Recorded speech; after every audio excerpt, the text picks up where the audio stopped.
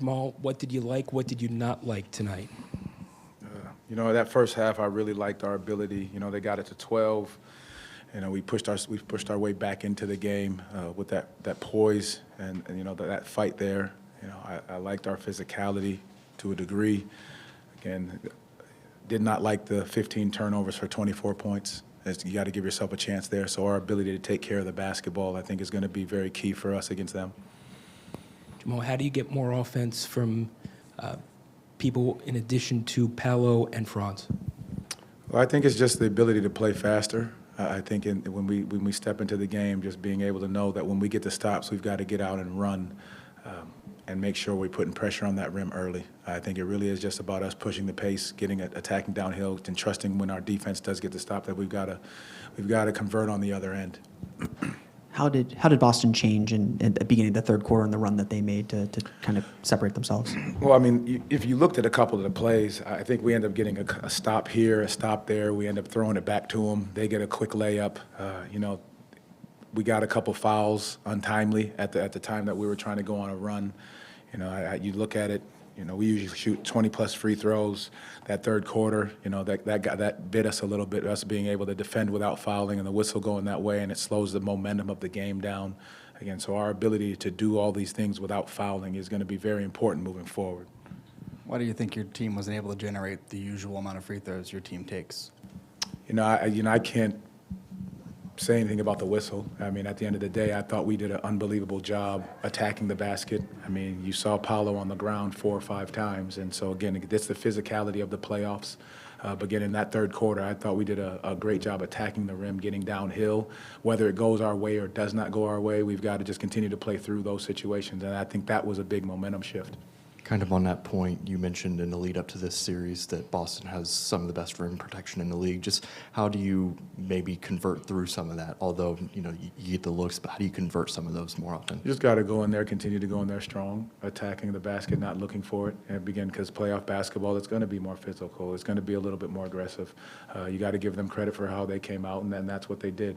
Again, I liked our physicality, the way we approach the game, and obviously you have to find times that whistle may not blow in your favor, but you've got to be able to make sure you continue to attack the right way. As far as the turnovers, was there anything in particular that really stood out about them by and large? Live ball. I think live ball. I think there was a few times we ended up against the shot clock, and you credit that to some of their switching. Some of it was our ability to just take what the game was giving us, not trying to do more. When the game was giving us the right read, we got to make the right read at that right time.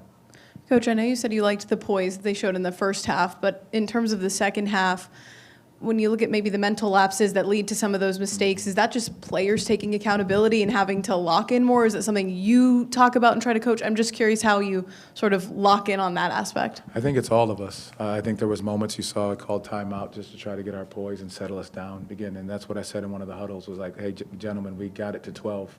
It was 12, and we cut it down in that first half. So it was very similar because it was 12 or 13 in that second half. And then our ability just to come down and execute and make the right play at the right time. Again, we tried to execute, got downhill, may not have gotten a call. They were out on the break in transition. So those are those moments where they understand what they need to do, but we just got to make sure we continue to execute it for 48 minutes. I know that when you face this Boston team, the three-point shooting gets a lot of the headlines, but how important are those plays, the turnovers, the missed opportunities on second chance points? I think they had more second chance points than you guys did, even with fewer offensive rebounds. How important are those kind of plays on the margins that in a series like this? I think that second half is when they really turned up the second chance points. I think we did a great job in that first half. I believe we had 10 offensive rebounds in the first half, and then we died down in the second. So I think they were able to capitalize in the second versus what we were doing. So again, we just being able to put two halves together, playing that way is going to be very important throughout this series. How would you describe the way Fran's played on both ends? I think his aggression was there. I think he was trying to get downhill. He was looking to attack. He sparked us in that first half, just being able to, attack the basket, get downhill, looking to score, and then defensively just being able to, we had a lot of cross smashes at times, so his ability to communicate, to talk to guys, understand where he was supposed to be on the floor, I think he did a really good job in that regard. How did you assess the defense that you guys played against the two Jays for Boston? I mean, I think we did a very good job on those guys. Made it tough on them. Made it difficult for them to get easy shots. You know, they had a couple, you know, blow-bys to the rim, but for the most part, it was the Derrick Whites of the world and, you know, the Peyton Pritchard coming off the bench for 19. You know, two guys that you don't necessarily count for, you know, coming up with 49 points. I think we've got to do a better job there. And again, we've got to know who we're guarding, how we're guarding them, and understanding the personnel in those moments and what guys are capable of doing. Coach, in terms of offensive execution, you know, Paulo was great, and Franz's impact. Is Cole maybe someone to profile more in situations like this? You know, I think the way in which Boston plays, they throw so many different wrinkles at you with the switching and the zone, and just being able to recognize it real time. And our guys are, as we go back and watch the film and check that out again, I think we'll be able to recognize exactly what they're doing, how they're doing it, and be able to answer and get those answers to the test when we play them on Wednesday. Entering his second playoffs, what can you say about Paulo and his approach to the game to be able to kind of give you that steady offensive push, especially in that second half? Trying to find ways. I think he's just constantly trying to find ways to get the job done, to help his team be in the position to win.